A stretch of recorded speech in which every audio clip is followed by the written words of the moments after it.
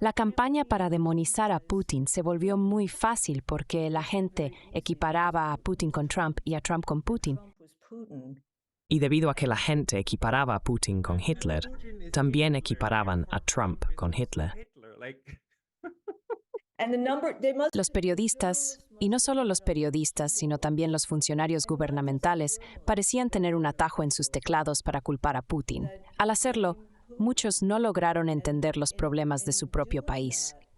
Culpar a una potencia extranjera ofrece una salida fácil. Significa que los problemas no son culpa tuya, por lo que no hay necesidad de entender profundamente los problemas de tu propio país.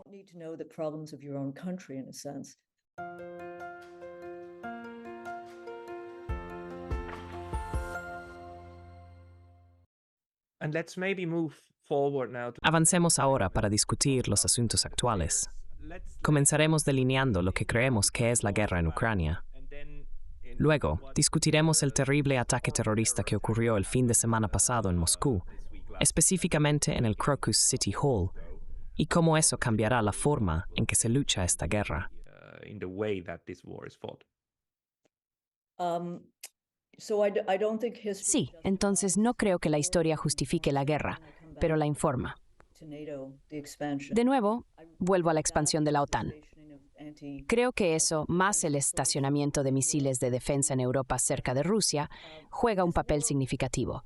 Pero esta guerra pascal ha estado en curso desde tal vez 2005 o alrededor de 2013-14. Fue entonces cuando ocurrieron las protestas de la Plaza Maidán.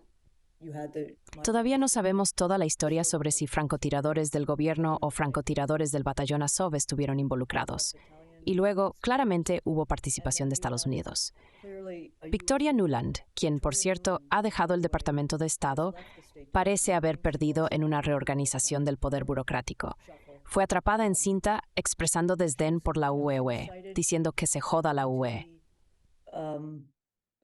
Swearing about the EU, screw the EU. We don't, we're running this show. So there was, of course, US. Estamos dirigiendo este espectáculo, así que, por supuesto, hubo participación de Estados Unidos. En cuanto a la historia y la idea de que Ucrania pertenece a Rusia, está claro que si Rusia ve a algún país como hermana o hermano, es Ucrania. No hay duda, e incluso Obama reconoció que Ucrania es significativamente más importante para Rusia que para los Estados Unidos. Sin embargo, la agresión comenzó el 22 de febrero. Ahora, la pregunta es cómo resolver esto. Creo que únicas formas ansikta es un nordo que ha negociado de creo vuelto mucho más deseftécito. Creo en el petit, creo que incurre unión social. I think there have been back channel gatherings, and what you know, Pascal, as much as I know, is that there were serious. Y lo que tú sabes, Pascal, tanto como yo, es que hubo intentos serios al principio en Estambul en 2022 para encontrar un camino a seguir basado en los acuerdos de Normandía y Minsk. No está claro si fue Boris Johnson o alguien a quien representaba quien interrumpió ese proceso. Zelensky ha hecho de esto su batalla. Su poder permanece debido a la posición que ocupa. No hay duda de que esto se ha convertido en una guerra por proxy. Recientemente, Peskov, el secretario de prensa en Rusia, dejó de referirse a ello como una operación especial y comenzó a llamarlo guerra debido a la implicación occidental.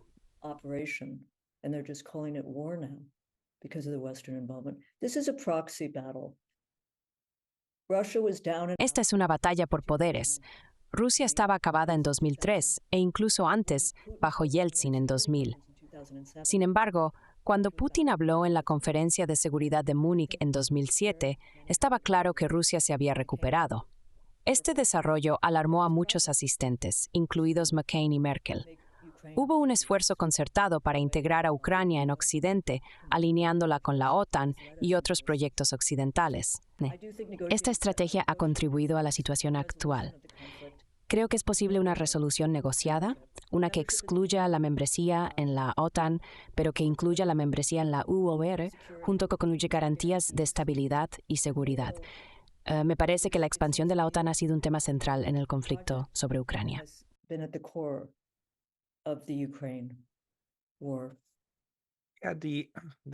La tragedia de todo esto es que Ucrania, cuando se volvió independiente en 1991, tardó unos 2 años en realmente concretar la constitución bajo la cual quería vivir. La Constitución de 1993 incluía una disposición que afirmaba que Ucrania aspiraría a ser neutral, lo cual fue una elección interesante de palabras. Esta postura se mantuvo hasta 2014, cuando se desencadenó una cascada de eventos. La cronología es crucial. Sucede Maidan. El presidente electo Yanukovych es destituido. Luego los ultraderechistas toman el poder y declaran oficialmente su intención de unirse a la OTAN.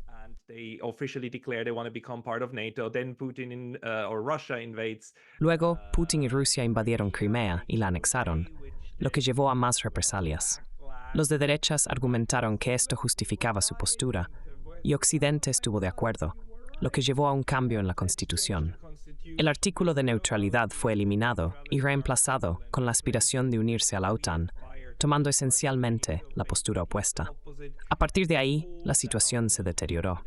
Los realistas han estado argumentando durante los últimos 10 años que este enfoque es erróneo. Creen que Ucrania debería permanecer neutral por razones geopolíticas, sugiriendo que las opciones son entre la neutralidad permanente o la división permanente. Desafortunadamente, parece que nos dirigimos hacia esta última.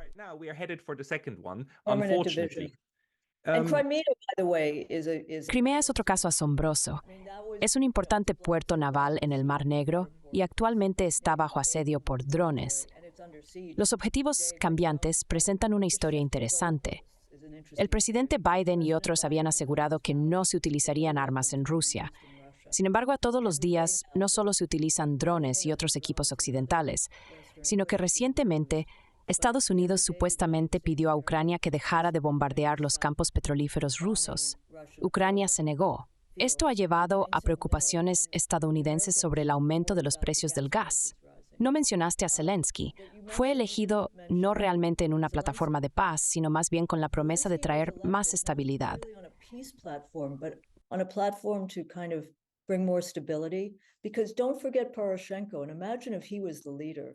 No te olvides de Poroshenko. Imagina si hubiera sido el líder en estos últimos años. Es el oligarca del chocolate con intereses comerciales en Rusia. Estuvo en guerra con la región de Donbass-Donetsk de Ucrania, etiquetándolos como terroristas. Veía el conflicto como un proyecto o ejercicio para literalmente matar gente, hermanos y hermanas en Donbass para luchar contra Rusia. Pero tienes razón. La situación desde 2000 o 2014 hasta el presente no puede verse como que solo comenzó en 2022 o incluso después de que Zelensky fuera elegido. Hablando del pasado, ¿recuerdas a Donald Rumsfeld? Durante el conflicto de Irak, comenzó a referirse a Europa como Nueva Europa y Vieja Europa. New Europe, Old Europe. And I had Old Europe posters all over my office. Tenía carteles de la Vieja Europa por toda mi oficina. Pero estamos presenciando la reestructuración de Europa, particularmente con los países bálticos y escandinavos. Los bálticos, especialmente, están jugando un papel significativo en el apoyo a la OTAN. Cuando discutimos narrativas, Pascal, la narrativa que retrata a Putin como el agresor es prominente. Hay un mal uso o malentendido de la historia donde se le compara con Hitler, se le describe como a punto de invadir y se le etiqueta como imperialista.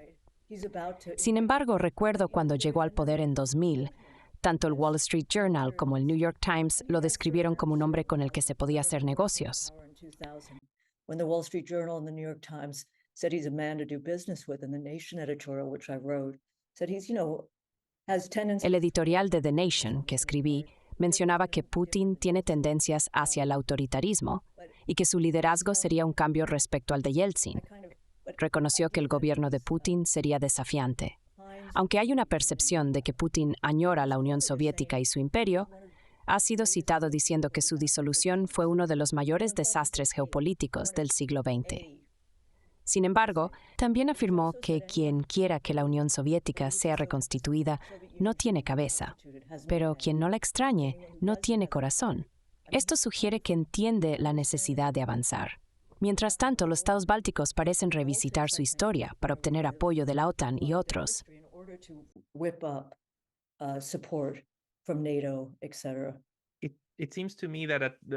Me parece que estamos presenciando otro momento en el que los actores individuales en la esfera internacional se definen por quién se oponen. La idea es que tener un enemigo formidable te convierte en un héroe. Entonces, necesitas un buen enemigo para ser un buen héroe. En cuanto a Vladimir Putin y Rusia, es interesante cómo Rusia y la guerra han sido retratadas durante los últimos 2 o 3 años. Recuerda, durante el COVID hubo muy poca cobertura periodística.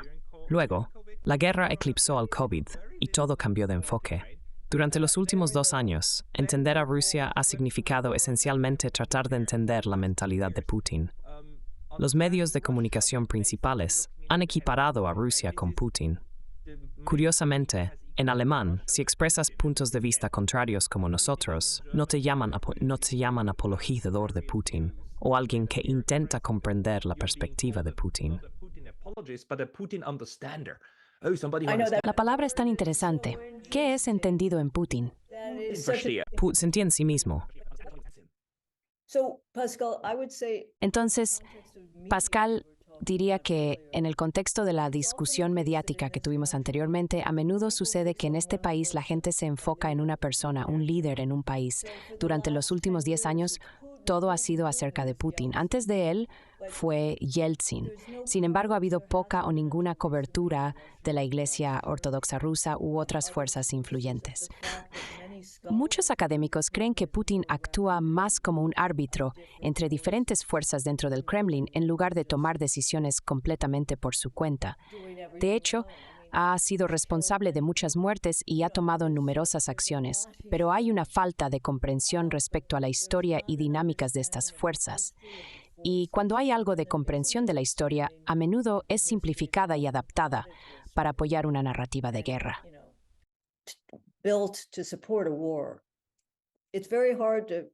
Es muy difícil tener un análisis real durante tiempos de guerra, así que hemos perdido esa oportunidad. Pero tienes absolutamente razón. Y luego, Pascal, no olvidemos la campaña en este país de Hillary Clinton. Se informó que el día después de su sorprendente derrota, su jefe de campaña y 1 o 2 más decidieron culpar a Rusia. Podrían haber culpado al desempleo en Wisconsin o a Comey. Quizás ella estaba desconsolada porque el esposo de su asistente más cercana estuvo involucrado en un escándalo. Sin embargo, la campaña para demonizar a Putin se volvió muy fácil porque Putin fue equiparado con Trump y Trump fue equiparado con Putin. Y así, Putin fue comparado con Hitler, lo que a su vez significaba que Trump también fue comparado con Hitler. Sí. El número que debían tener en sus teclados, no solo los periodistas, sino también los funcionarios del gobierno, era culpar a Putin. Al hacerlo, muchos no lograron entender los problemas de este país. Culpar a una potencia extranjera significa que no es tu culpa, así que no necesitas conocer los problemas de tu propio país. Pero la demonización va más allá. Mi difunto esposo era un erudito brillante. Su libro sobre Bukharin, una alternativa al estalinismo, no solo Gorbachev se quedó bien en ese cambio.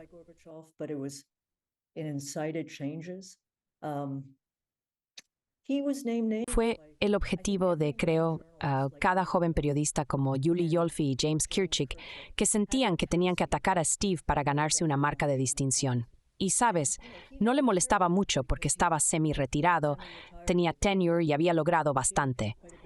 Pero es muy peligroso para la gente más joven. Siempre aconsejaba a sus estudiantes de posgrado y otros estudiantes que no tenían que ser tan francos en esta etapa.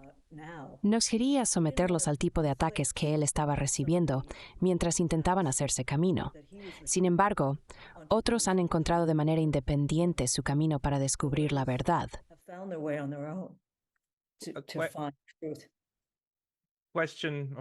La cuestión del interés personal surge, pero también creo que es peligroso perseguir narrativas alternativas e intentar descubrir la verdad. Vemos evidencia de esto, ¿verdad?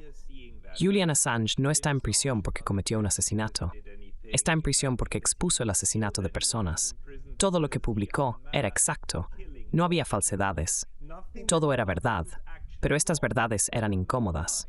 Por eso está en prisión. Y por eso está siendo lentamente asesinado frente a nuestros ojos, para disuadir a otros de siquiera considerar publicar información que podría el gobierno Estados Unidos.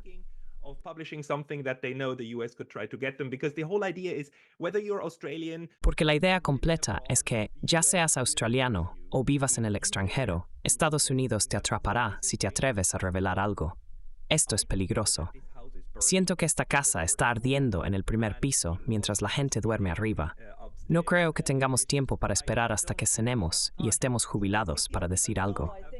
Estamos literalmente más cerca del Armagedón que durante la crisis de los misiles en Cuba, o igual de cerca.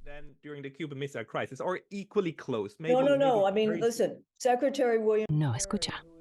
El secretario William Perry, quien sirvió como secretario de Defensa bajo Bill Clinton, mencionó algo que Steve solía destacar. Cuando estábamos en Moscú, había un dicho de que la gente se convertía en disidentes cuando se jubilaban. Ahora, Perry, a los 97 años y viviendo cerca de laboratorios en California, declaró hace 2 años que el peligro nuclear hoy es más peligroso que durante el apogeo de la Guerra Fría. Por cierto, no estoy seguro de cómo era esta era, ya que la gente sigue refiriéndose a ella como después de la Guerra Fría. En muchos sentidos, es más compleja que la Guerra Fría porque involucra a múltiples potencias, haciéndola tripolar o incluso cuadripolar.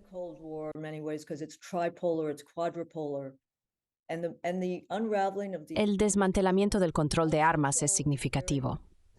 El término control de armas puede sonar aburrido, pero lograr un verdadero control de armas es desafiante sin un cambio político. Ha estado desmoronándose, especialmente desde la disolución del Tratado ABM en 2002, que marcó un punto crítico. Luego, bajo Trump, quien es a menudo criticado por su relación con Putin, el último acuerdo, el Tratado de Cielos Abiertos, fue abandonado en 2017. Esta situación es peligrosa. Sin embargo, hay una notable diferencia con el pasado. A título de ejemplo, en 1930 tuve revelación de 1 millón de personas se reunieron en Central Park experienciando con misiles en Europa, específicamente entre los misiles INF. No querían que estuvieran allí.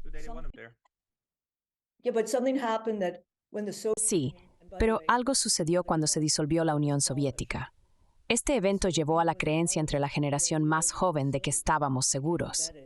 Es cierto que el cambio climático es una crisis existencial, pero eso no significa que debamos ignorar la amenaza nuclear, que es muy real.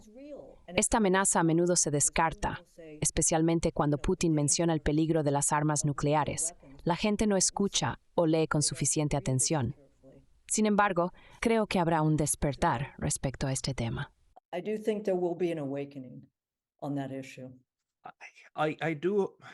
Creo que el miedo podría ser la única cosa que despierte a las personas.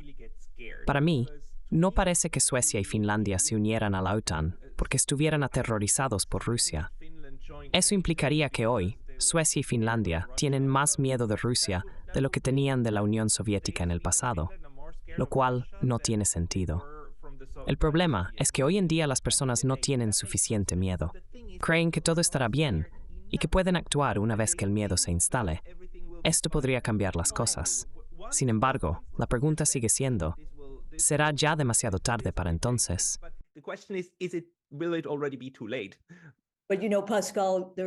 Pero sabes, Pascal, va a haber miedo.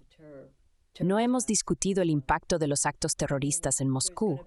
Quiero decir, está la posibilidad de renovar la pena de muerte, terminando la moratoria en Rusia. Y hubo miedo aquí durante el 11 de septiembre. La gente esperaba que el miedo llevara a los estadounidenses a aprender más sobre el mundo exterior. Pero no fue así. En cambio, hizo que la gente se volviera hacia adentro. Tuvimos debates sobre la tortura y Abu Ghraib. Fue una completa degradación de un sistema ya de por sí difícil. Pero en Rusia, sabes, yo estaba en Moscú durante el ataque terrorista de Beslan a la escuela, no en el lugar, pero sí en la ciudad, cuando el Teatro Dubrovka fue asaltado por terroristas.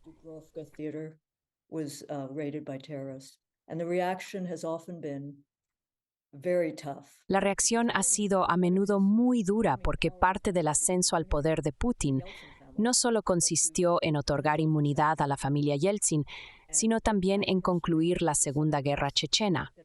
Personalmente, hay algunas evidencias que sugieren que los reportajes de Anna Politkovskaya sobre la tortura y la corrupción en Chechenia contribuyeron a su muerte. Chechenia se ha convertido en un lugar de peligro creciente. Creo que veremos el cierre de la frontera en Rusia, junto con políticas y acciones de línea dura. No veo una manera de iniciar negociaciones con Ucrania en el clima actual. Parecía que íbamos por buen camino, lo que siempre plantea la pregunta de si hubo una interrupción.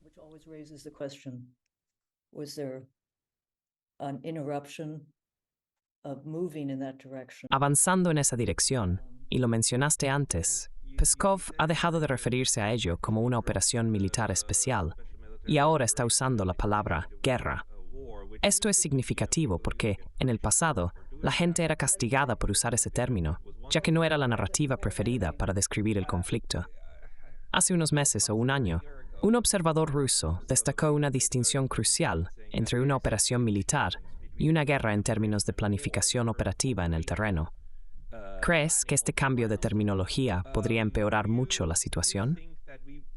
Esto se debe a que los rusos podrían ahora verlo aún más como una amenaza existencial que necesita ser eliminada. Hemos visto lo que sucedió cuando Estados Unidos retrató a Irak o Afganistán como amenazas existenciales. No terminó bien para esos lugares. Lo que estamos viendo, me parece, Pascal, son diferenciativas actualmente en Rusia. Están reconociendo la amenaza islamista, pero necesitan relaciones con Ucrania. Tiene sentido. Quiero decir, podría haber conexiones. Esto podría ser cierto o tal vez no, pero es una idea vendible. Es una estrategia comercializable. Entonces, si lo enfatizan, podríamos ver un aumento en la tensión. Ahora, en cuanto a la movilización, es un factor importante que no debe pasarse por alto. Políticamente hablando, parecía probable que Putin planeaba proceder con la movilización después de las elecciones. Sin recurrir a la coerción, probablemente habría recibido el 70% de los votos, a pesar de la afirmación oficial del 88%. Sin embargo, es incierto si se centrarán más en la amenaza islámica en lugar de en Ucrania. El conflicto en Ucrania ya es intenso. Entonces la pregunta es, ¿cómo pueden escalarlo aún más? Quizás aumentando la frecuencia de los bombardeos, aunque digo esto sin intención de ser insensible. ¿Cuál es tu opinión? ¿Crees que esto llevará a una escalada de las actividades militares en Ucrania?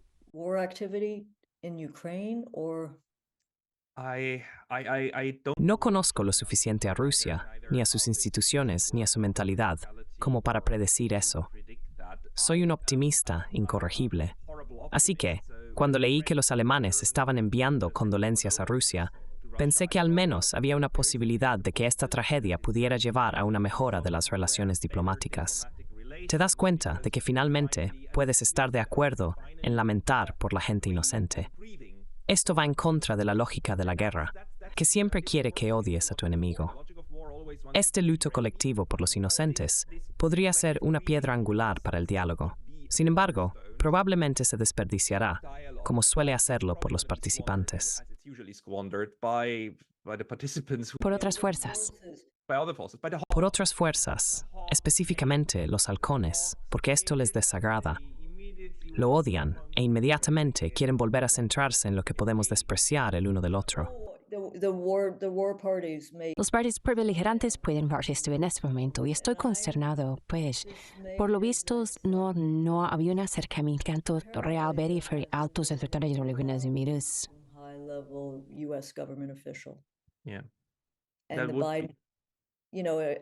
Sabes, creo que hay un momento para la empatía, un momento para el diálogo y un momento para otras cosas. Pero siento que esto se ha perdido en los últimos días. Otro punto es que la gente no lee. Quiero decir, hay una tendencia a juzgar rápidamente. Por ejemplo, se dijo que Putin había desestimado con arrogancia la advertencia de Estados Unidos. Eso fue interesante, considerando el deber de proteger que existe. Pero si lees la declaración completa del 19 de marzo, donde Putin habló a las fuerzas de seguridad federales en el Kremlin, él dijo, esto es muy serio, debemos prestar atención, aumentemos nuestras fuerzas. La rapidez para, a menudo, categorizar a Putin como arrogante, despectivo o antiestadounidense muestra que la gente no lee los discursos. Entonces, la capacidad de los medios para categorizar o estereotipar rápidamente se facilita por este hecho. Ahora, leer pronto podría ser considerado un acto subversivo. Reading may be a subversive act soon. Escuchar las fuentes equivocadas puede ser engañoso, mientras que las fuentes correctas son beneficiosas. Katharina van den Heuvel, quiero agradecer mucho la discusión de hoy. Thank you very much for the discussion today. Muchas gracias.